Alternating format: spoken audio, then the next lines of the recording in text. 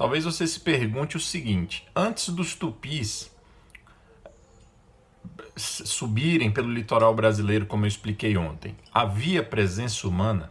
Aqui havia. A gente sabe alguma coisa sobre esses primeiros habitantes, prováveis primeiros habitantes do nosso litoral. Por quê? Porque os arqueólogos brasileiros, desde meados do século XIX, patrocinados pelo Instituto Histórico e Geográfico Brasileiro, investigam os famosos sambaquis. O que são esses famosos sambaquis? Sambaqui em tupi significa monte de conchas. Então, em todo o litoral brasileiro, mas principalmente do Rio de Janeiro até o Rio Grande do Sul, existem esses sambaquis.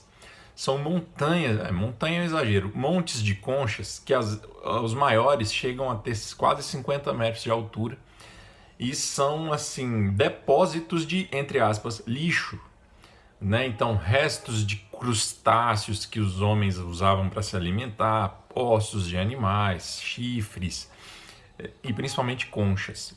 Então, esses depósitos, grande parte deles feitos artificialmente, são um mundo assim, para os arqueólogos investigarem. Então, eles encontram, por exemplo, em alguns casos, cemitérios soterrados sob essas montanhas de conchas.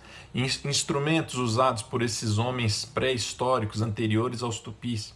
Então, provavelmente, entre 5 e 2 mil anos atrás, esses homens habitaram as praias brasileiras, homens predominantemente ligados ao mar, homens.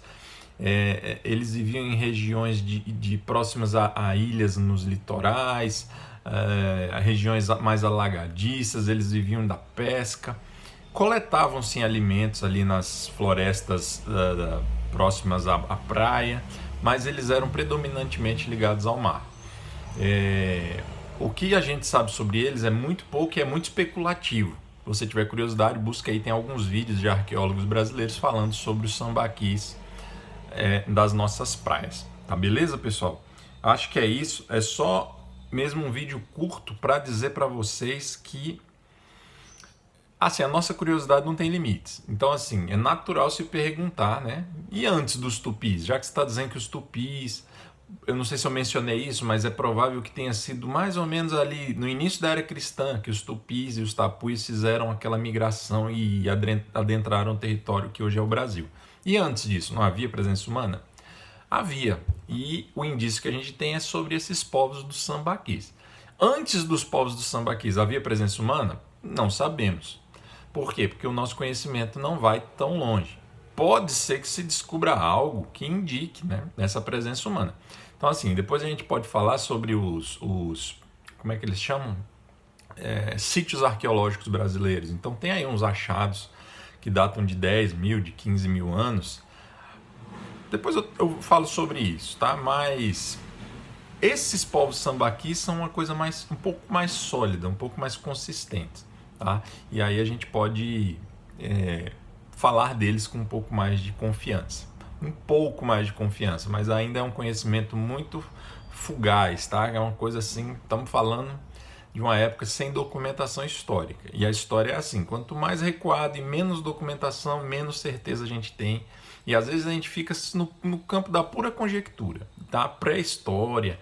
Geralmente é muita conjectura, tá? É muito assim, os caras encontram um dente e aí eles começam a elaborar teorias sobre aquilo. Ah, esse dente tá meio desgastado, esse ser aqui comia comidas duras.